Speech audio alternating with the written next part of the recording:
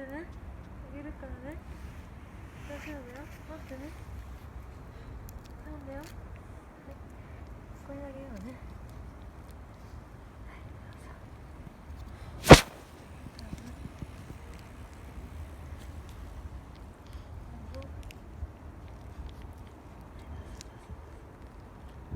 そんなにいっぱい食べれるかな。食べれるよ。食べれなくても他の猫ちゃんが食べてくれる。そうないよ。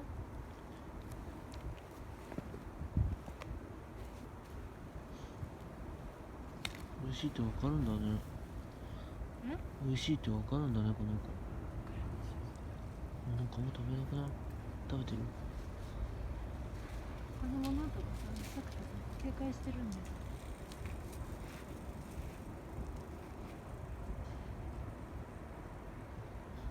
ツルツルしてるから食べにくいんだっ